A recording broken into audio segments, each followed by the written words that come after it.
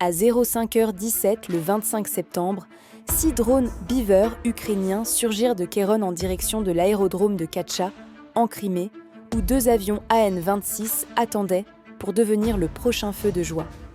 Alors que la mission semblait jusqu'ici silencieuse en utilisant un itinéraire passant par une zone connue de trous radars, tout allait changer en l'espace de quelques secondes. À l'insu des Ukrainiens, les Russes y avaient fourmé-garé un système de défense aérienne, Torm M2, juste au milieu. Le radar de la batterie accrocha les 6 drones à 12 km. Le système d'alerte du Beaver de tête hurla ce son spécifique qui signifie que vous êtes sur le point de passer une très mauvaise journée. Un missile russe était déjà en l'air, accélérant à 3 fois la vitesse du son. Le missile 9M331 arriverait en 18 secondes, transportant suffisamment d'explosifs pour transformer le drone en confetti sur une sphère de 16 mètres. L'opérateur fit la seule chose qu'il pouvait.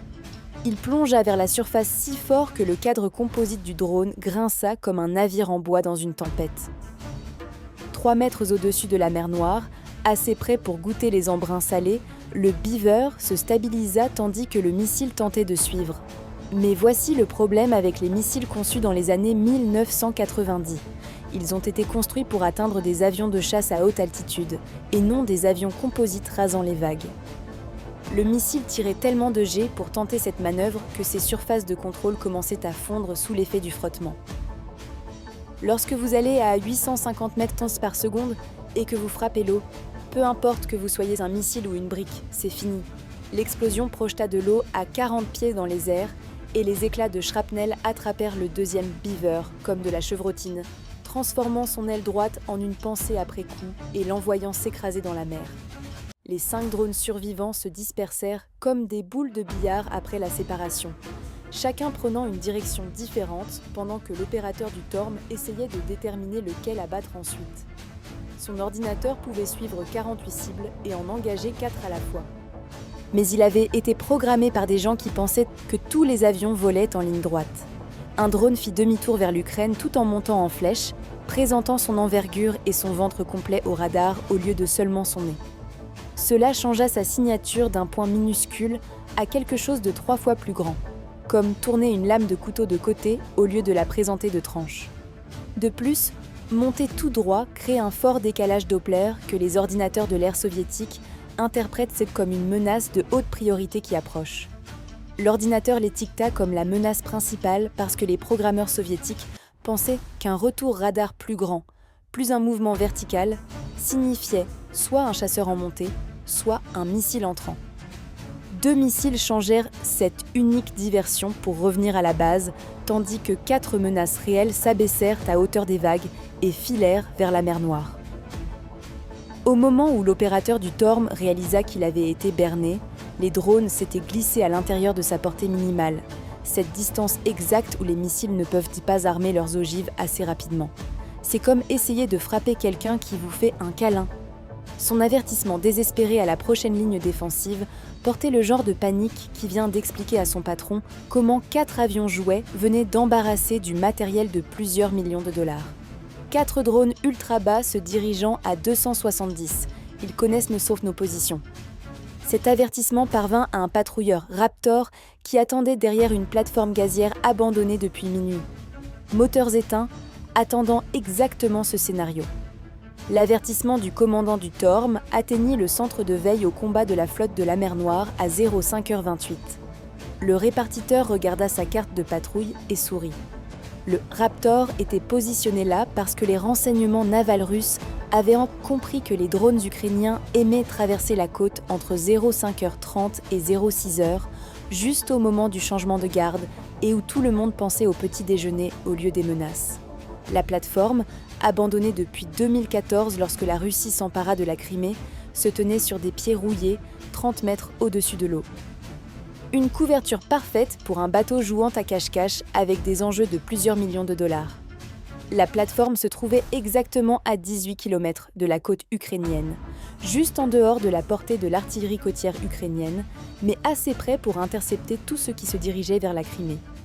La profondeur de l'eau ici était de 45 mètres. Assez peu profonde pour que le Raptor puisse mouiller si nécessaire, mais assez profonde pour manœuvrer à grande vitesse.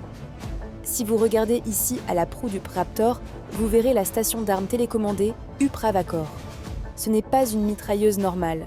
C'est une plateforme stabilisée par gyroscope avec son propre ordinateur balistique qui peut suivre des cibles pendant que le bateau rebondit comme un taureau mécanique.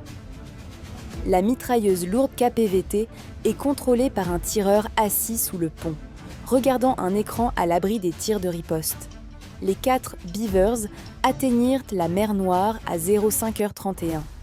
Leurs opérateurs Acheron volaient à l'aveugle grâce à des points de passage GPS, tandis que leur flux vidéo ne montrait que de l'eau sombre et du bruit blanc. 8 km devant, l'imageur thermique du Raptor les regardait arriver. Les moteurs à essence du drone fonctionnaient à 200 degrés Celsius, tandis que l'océan était à 15 degrés. Sur l'imagerie thermique, cette différence de température les faisait luire comme des cigarettes dans une pièce sombre. Le système pouvait suivre cette signature thermique à 3 km, même à travers les embruns. L'embuscade commença par des obus de 14,5 mm surgissant de nulle part. Ce n'étaient pas des balles ordinaires. Chaque obus de la taille d'un pouce pouvait percer un pouce de blindage en acier ou traverser complètement une voiture dans le sens de la longueur. L'ordinateur du canon calcula la solution. Cible de 150 km/h, à 1800 mètres, 3 mètres de vent de travers. Sauf que ce quart arrière était en acier et lançait de la haine et de la discorde à enveloppe de cuivre. Le Beaver de tête encaissa 6 coups en 2 secondes, les obus traversant son corps composite comme des aiguilles chaudes dans du beurre. Mais voici ce qui le sauva. Le drone était essentiellement une boîte vide volante avec quelques composants électroniques nichés dans les coins et des explosifs dans le nez. Les balles passèrent droit au travers sans rien toucher de vital.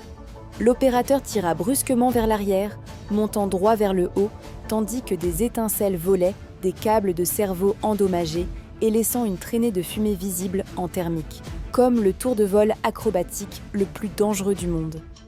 À 100 mètres d'altitude, la géométrie devint la meilleure amie du drone. Le canon du Raptor pouvait viser jusqu'à 60 degrés, mais les drones étaient maintenant directement au-dessus à 85 degrés. Le tireur pouvait le voir, le suivre, mais ne pouvait pas pointer son arme dessus. Comme essayer d'écraser une mouche au plafond alors que vous êtes assis sur une chaise. Les moteurs du bateau rugirent. 0 à 48 nœuds en 12 secondes. Mais à cette vitesse, le bateau ne naviguait pas tant qu'il rebondissait sur les vagues comme une pierre ricochant sur l'eau. Le tireur essaya de maintenir sa visée, mais il est difficile de tirer droit lorsque votre plateforme décolle toutes les 3 secondes. Et le stabilisateur gyroscopique n'a jamais été conçu pour compenser un bateau qui s'identifie temporairement comme un aéronef. 3 Beavers non endommagés se séparèrent autour du patrouilleur. 2 allant à gauche, 1 à droite, forçant le tireur à choisir. Le bateau essaya de tourner à 48 nœuds, mais la physique se moque de vos intentions. À cette vitesse, le rayon de virage s'étira à 300 mètres et tenter quoi que ce soit de plus serré ferait chavirer le bateau plus vite que vous ne pourriez dire l'imitation de conception.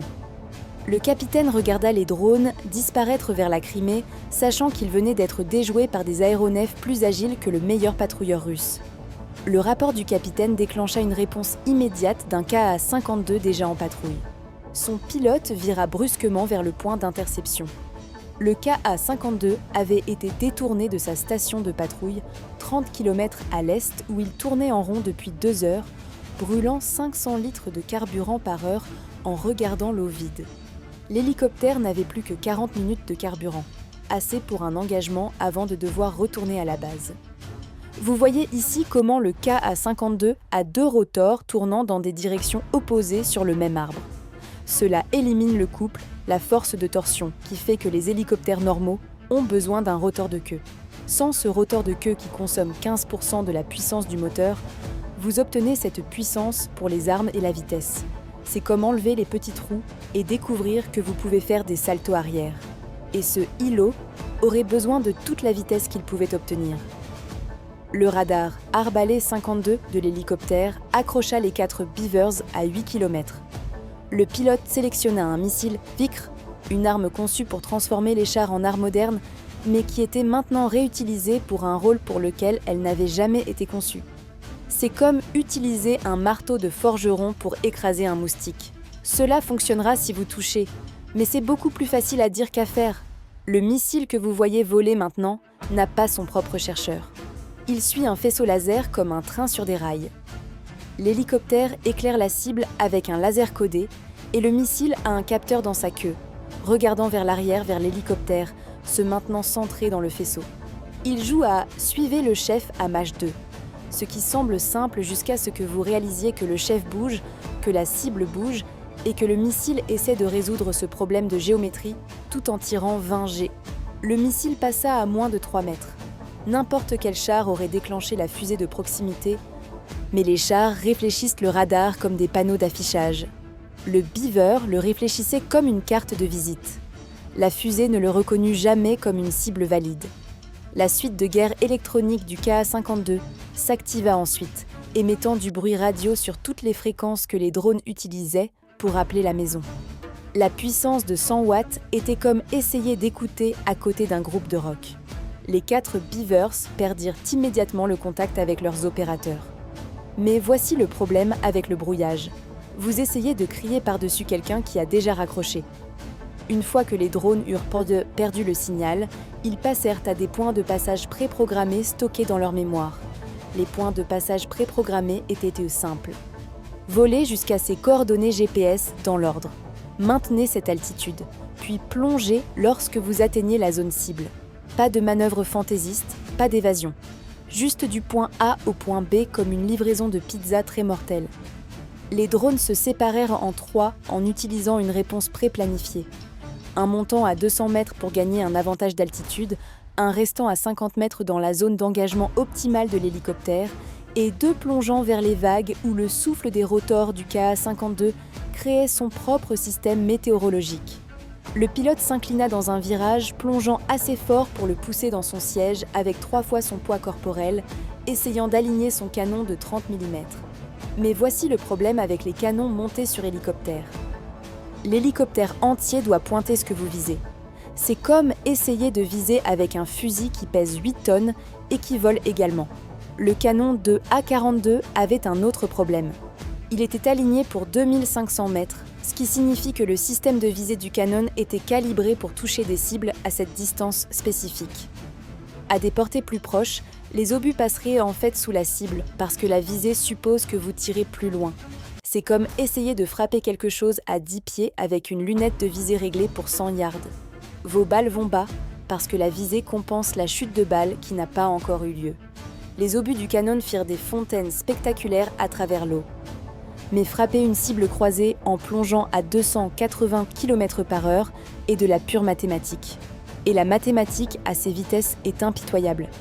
Le drone bas fut pris dans le souffle du rotor de l'hélicoptère.